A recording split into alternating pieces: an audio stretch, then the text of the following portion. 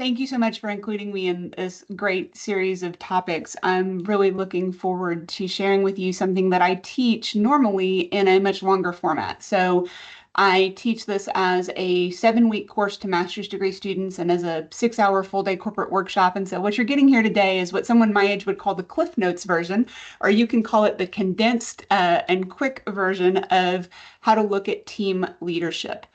So team leadership and leading and managing effective teams, building effective teams comes down, fundamentally to some really big topics that are hard to get your arms around. You need to have a common commitment and purpose. Everyone needs to be rowing in the same direction, so to speak, meaning that everyone on the team has perimeters and purpose. They know what the goal is and that those are smart goals, specific, attainable, measurable goals for their performance, and that the team has been put together well. People with complementary skills that have the right mix and the right chemistry of the technical and the personal, who are obligated and accountable to each other. But that, to break down such a tall order into any sort of actionable steps, you can look at a variety of models. The models we're going to use today, or the model we're going to use today, is from a book called The 5 Dysfunctions of a Team. I'm glad that this series is about best practice and proven strategy because, as many of you will know, this isn't new and earth-shattering information. This is a 20-plus-year-old business book, but it's still popular today because it's a heuristic or a model that works. And so we'll take a minute here to go over the model, and then we'll walk through each piece one by one. So when we think about the 5 dysfunctions of a team, this book, the idea here on the screen that you see is that this can be viewed as a triangle, and that the basis of that is trust. And a dysfunctional team doesn't trust each other. Therefore, they're not honest about what they're working on. They hide their errors and mistakes. They don't ask good questions. To become a functional team, the first thing that you would have to do would be to overcome the barrier of trust so that people on your team, using your values of ethics and empathy, feel safe to share their weaknesses, to ask for help, to think the best of one another. Because if you don't do that, if you don't establish trust, you can't get to the next level, which is conflict. A lot of people think that's a dirty word, but it's not. Conflict can be a good thing. In fact, dysfunctional teams avoid conflict. They avoid problems. They hide them. They push them under the rug. They don't ask the hard questions. And naturally, to get to be a high-performing team, you have to deal with those kinds of issues. Otherwise, people won't make commitments. If people aren't bought in, they can't really commit clearly to objectives. And then you are dealing with the next level of dysfunction or lack of commitment, where you keep having the same conversation over and over, where nothing ever gets done, where people are unclear about what they're supposed to be doing because they never got the details that they needed. Whereas you want to become a high-performing team where the team buys into those objectives because they trust one another and they've already dealt with the conflict. If you don't commit to goals, you can't be held accountable to them, which takes you to the next level of the model in the 5 dysfunctions of the team, which is that without trust, conflict, and commitment being addressed, then you'll have a team without accountability. On a dysfunctional team without accountability, the leader tolerates poor performance. There's a lack of ownership. They're not hitting those objectives. Whereas on a team with high accountability, there's transparency, there's engagement, to use another one of your words, and people understand what they're doing. And that's the only way you ever get to what you would call excellence in your model, and what this model calls results. And results is what every business is looking for. So we'll take the next 30 minutes and go through each one of these levels in just a bit more detail, starting with trust as the basis for performance in your business and on your team. So trust is the basis. A team that lacks trust holds grudges, they blame each other, they aren't well connected, they conceal their weaknesses, they don't ask for help. They jump to conclusions about what other people intend, what they mean, and what they're trying to do. And I'll talk about that a little bit more in detail.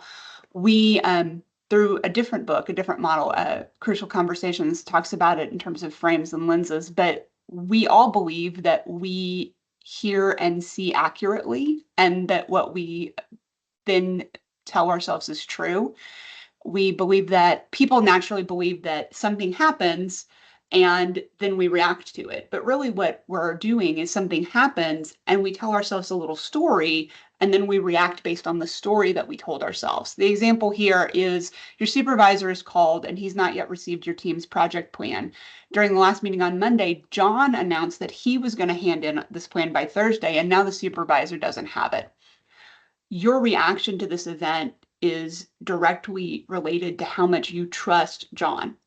If John is your team member and you're on a dysfunctional team and you don't have trust of your other team members, then the team is going to assume that this is John's fault. John has done something wrong. He's lazy. He's worthless. Maybe he didn't know how to do it. Maybe he actually wants to sabotage us. Whereas on a team that has high trust and is a high-performing team, there's going to be a level of grace for John where you say, oh my gosh, John said he would have that done and it's late. Something must have happened. Maybe he forgot. Maybe he's sick. Let's check on John. And so trust moderates some really important perceptions about how the team values each other and how they think about each other, and then how they're able to work together. When a team doesn't trust each other, they enter into a downward performance spiral where they start to blame one another, they go into denial, they isolate, they become helpless, and that just feeds further failure. This becomes a self-fulfilling cycle that's really all based on something that people often overlook or think is not important, which is a relationship. So to have a solid team, you have to do some team building. And I'm not talking about silly team building exercises or the ones that make you roll your eyes. We're not going to do trust falls or whatever else. But there are exercises that you can do on a team to help build and establish trust. In a natural environment, the thing that most quickly builds and establishes trust is a crisis. And you don't want crisis on your business team. And so you have to have some artificial ways of building trust. Sometimes with my students who are working on school-based teams, we do a team contract exercise where they very formally state what their roles are, what their expectations are, and how they're holding each other accountable. An example from the book is that the team members do a personal story. You bring a little bit of the human element to the office, not inappropriate sharing, but a little bit of interpersonal interaction to be familiar, and you keep teams intact over time. Another way that you can establish trust with a team is through behavioral profiling. If you've never done as a group at the office assessments such as BISC or the Myers-Briggs Type Indicator or the Clifton Strengths Assessment, I teach a lot of corporate workshops, particularly around the Clifton Strengths Assessment, because it's one of the easiest ways that an intact team can quickly establish trust and create kind of a shortcut to getting to know one another. And knowing someone is integral to trusting someone. So the key takeaways for trust, again, the basis of the team, is that you need it, that it's disruptive in ways you might not have ever even considered in terms of politics and blaming and conflict, and that it prevents your team from moving forward to the more important aspects or seemingly important aspects of success in business, like results. That we make belief statements about people when we make decisions based on our understanding. We tell ourselves that story. And so if you believe someone isn't to be trusted, it's going to continue to be hard for them to contribute to your team. It's going to be hard to recover from that because you'll begin that downward performance cycle and of politics. Whereas you want to overcome that in the ways that we just talked about. Remember, key takeaways, make sure that you're doing those sorts of team building exercises, that you're able to get to know people on a personal level so you can give them the benefit of the doubt, because once your team overcomes trust, you can move to the next two levels, which is conflict and commitment. A dysfunctional team fears conflict, doesn't address it, and therefore doesn't commit, whereas a healthy team works through their conflict so that they're able to get to commitment. Teams that fear conflict have these super boring meetings because nothing gets discussed or decided. Everyone goes to the meeting, information is shared, everyone walks out, and then do you know what happens? The meeting after the meeting, the hallway meeting, which is where they say things like, well, I'm not going to do that. That's a stupid idea. Or, politics and backstabbing occur. You ignore things that aren't important. You don't tap into perspectives. This is where equity comes into play with diversity and members who are maybe not so comfortable speaking up in a team that doesn't trust each other and fears to have that conflict. And then ultimately they don't move to the next level. They don't commit. What this means to overcome the conflict stage is that you have to have the hard conversations. You have to have difficult conversations. In a workshop, we would do exercises and we would do role plays and make sure that you had different strategies for engaging in these conversations. In the 30 minutes we have together, I'm just going to tell you the answers. If you want to have a difficult conversation, have it quickly. You do no favors to anyone by letting something fester or wait till your year-end review to let someone know that they made a mistake back in February. You want to have them quickly. You want to get to the point. Difficult conversations are best started in discovery or open-ended, not asking someone, why did you do that? But asking them, what happened? Tell me more about those sorts of open-ended questions to get the details of a situation and clarify understanding. We would be doing a disservice to a difficult conversation if we didn't acknowledge that it was difficult and that people's feelings and identity play a point, that people have a need to save face or feel valued in the office, and that if they don't have those kinds of feelings validated, they're very unlikely to open up and to have the difficult conversation. That people will react. When you push, someone will push back, and to be prepared for that and to not overreact if there is back and forth discussion in a difficult conversation.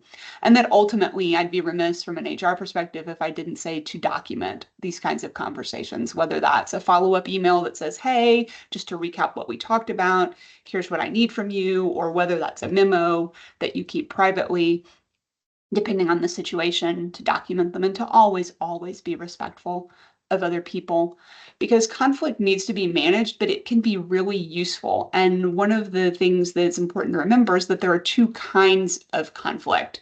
There's substantive conflict and there's personal conflict.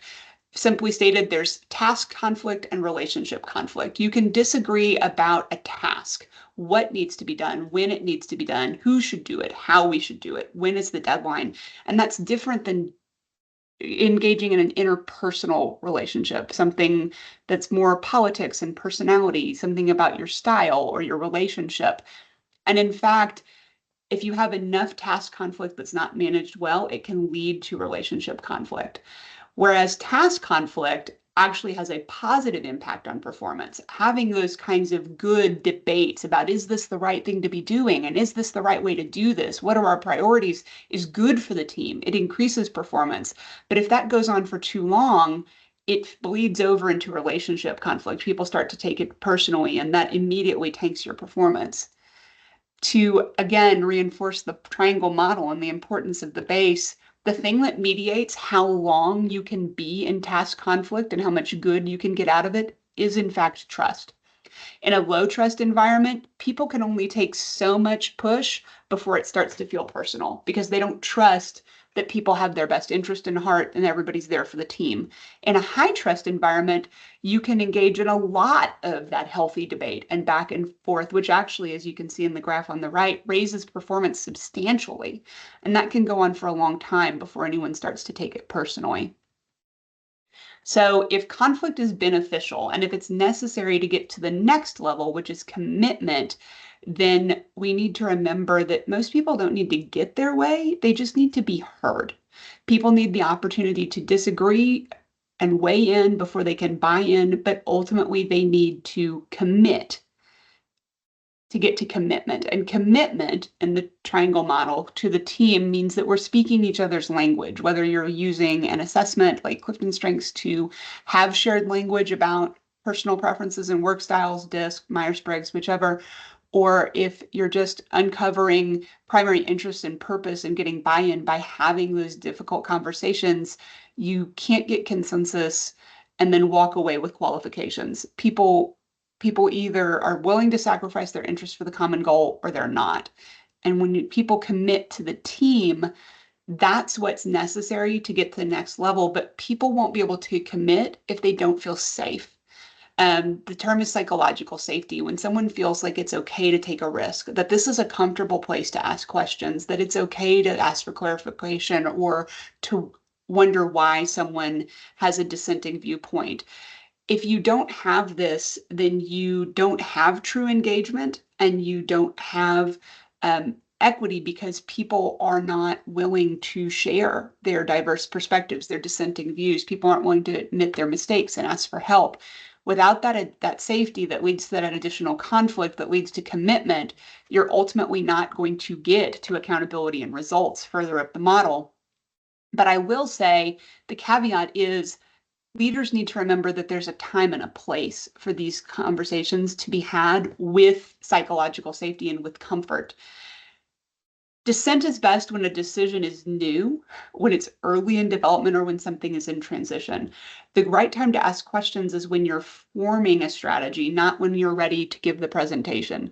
That's not going to build psychological safety in your team and not going to be received as healthy commitment and conflict if you walk up to someone minutes before they have to present and question why they put together what they put together. At a point in transition, rather than action, at a point when a decision is being developed, that's when your team really wants to lean in to the trust of each other and to have those hard conversations. Some of the ways that you as a leader or a manager, or even as a team member leading from where you sit, can encourage conflict is through facilitation. You can use a team leader or a facilitator to pull out, it's called mining, to raise those issues intentionally. It's great to vocalize real-time permission. It does a lot for the leader to say, put time on the agenda for discussion, to say we want to hear ideas. This is an open forum. Just, I'd like to take questions. Try and keep it light. Use humor where it's appropriate, and always encourage those multiple perspectives. Because when you have commitment to the team, that's where you can get to the next level, which is accountability.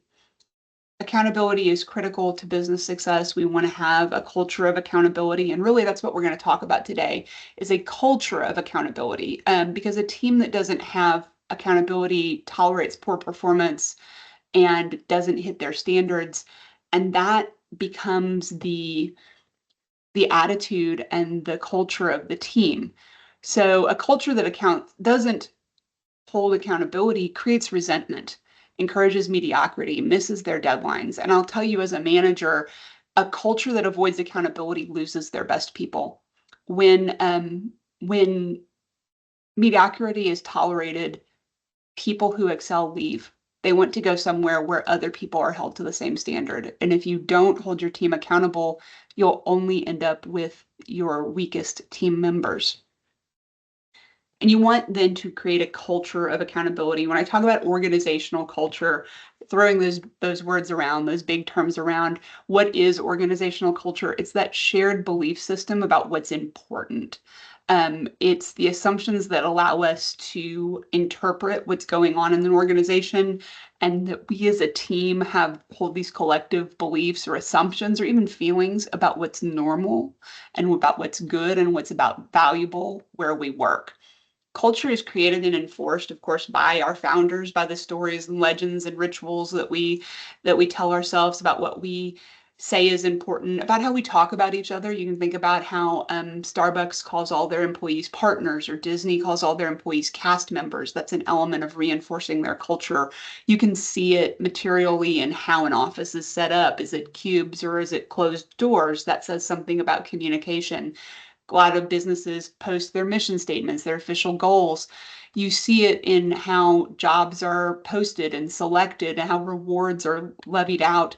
But in fact, we find that group norms, meaning the way that you behave, how you treat your peers, how you talk to each other, actually does more to reinforce culture than anything that a leader or a founder does. Employees make decisions based on what their peers expect, again, based on that culture. So a founder might we hope, create a strong culture, but the structure and the function have to support it. If the budget doesn't support it, if the goals don't support it, if the promotion infrastructure and the way that reviews are held doesn't support it, if the way people behave doesn't support it, then you're not going to have a strong enough culture to hold people accountable. And if people aren't held accountable into an accountability standard, how will you ever get to results? We're now at the top of the triangle. We've gone from the idea that we have a team that trusts each other, that is engaging in healthy conflict, that's asking the hard questions, that's having the hard conversations, that's being able to weigh in so that they can buy in. They're fully engaged, they're committed, they're willing to be transparent and be held accountable. Then they can get to results. A dysfunctional team at this level still has high turnover and they're tolerating poor performance. Often this is because we're thinking about personal results, not team results, whereas a high performance team is motivated and stable to hit the objectives that matter to the group. And to be a high performing team in this day and age requires a lot of innovation. So once you've reached this kind of pinnacle of what would be self-actualization and a hierarchy of needs, you're going to need to continue to produce great results through continuous innovation, which is different than creativity. Creativity is about bouncing off ideas and interesting and novel concepts. Innovation has to be both novel and useful. An idea goes from being creative to being innovative when it can be implemented. Here's the surprise to many people. We think working in teams is always better, when in fact, working in functional teams is better. Working in trained teams is better. This data is old. It's all the way back from 1987, but it's not been disputed enough to not still be data that gets used in presentations today. This is about productivity loss in brainstorming and what happens when a group, we'll call them a group and not a team because they're not bought in and trained and structured to work as a team. When a group of people comes together to generate ideas and try and obtain results in a brainstorming process, they produce less ideas and less good ideas than those same people would if they were working on their own. Now, does that mean that we shouldn't work in teams and that if you really want to have excellent results, you should go and brainstorm by yourself quietly at your desk and make your own ideas? No, not necessarily. What it means is that because we do work in teams in most environments today, we need to work in functional teams that don't suffer for these process losses. There are 5 reasons why teams don't produce as good of results in a creative or a brainstorming process when they're trying to obtain their results. The first one is called social loafing, which we would more commonly think of as free riding. I see this a lot in academia. If you have a class project, and many of you may have experienced this when you were in school, if you get in a group project with 3 or 4 people, there's usually somebody doing most of the work for the group, and there's usually someone in your group project who isn't really pulling their share. In a larger group, social loafing lends itself to a lack of results in teamwork. When an individual benefits without contributing. Another reason for teams to be less successful in this environment is a concept called production blocking. That means that someone is taking up all the air in the room. Anything that interferes with the people's ability to contribute and fully focus. Sometimes they're physically not able to share because someone won't stop talking. But for whatever reason, whether it's talking over people or making people uncomfortable or distracting the group or getting us off topic, someone is blocking the team's ability to be as successful as they need to be. The third reason is called evaluation apprehension. This is I don't want to look stupid. This is what if I'm wrong? My idea is silly. People feeling insecure and not willing to share in front of other group members. 4 is conformity or groupthink, that when we do our brainstorming in teams, people tend to bring their ideas in line with what they think other people will think. You actually are psychologically driven to do this. There's a lot of research about conformity out there and how far people will go to be part of the group think. But group think is a killer if you're looking for team results. The final is the illusion of productivity. Just because we had a lot of meetings and a lot of us got together and a lot of time was spent doesn't mean a lot of things got done. So if you're a team that's even done all of the hard work to move up the model and get to results, you're still going to want to address and overcome process loss to be a high productive team that gets results. Here are some examples of ways you can overcome each one of these 5 issues. To avoid social loafing, you can have individual goals, round robins, give individual goals to a person to hold them accountable, that each person has to come up with their own part. You can divvy up tasks. You could use a contract, like I was talking about earlier. Production blocking is very easily overcome by giving a variety of formats, allowing people some time to think on their own, followed up by presenting to the group, to minimize status differences, and to use a facilitator and use rules and how a group conducts themselves. What I mean by minimize status differences is to sometimes split up hierarchy where there isn't, where a team isn't always presenting to their boss. Sometimes people will be more vocal or more honest about their ideas if they're in a group of peers or if they're in a more mixed group. Evaluation apprehension. There are tools you can use to build psychological safety. You can make some things anonymous. You can use an electronic, like a poll everywhere type submission process. You can, again, set expectations about it being okay to be silly, or there are no bad ideas, or those sorts of things.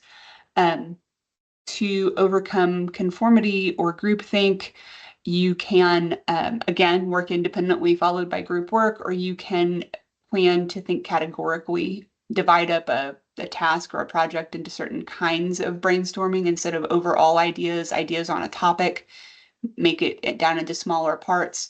The illusion of productivity is overcome by monitoring your progress with clear goals.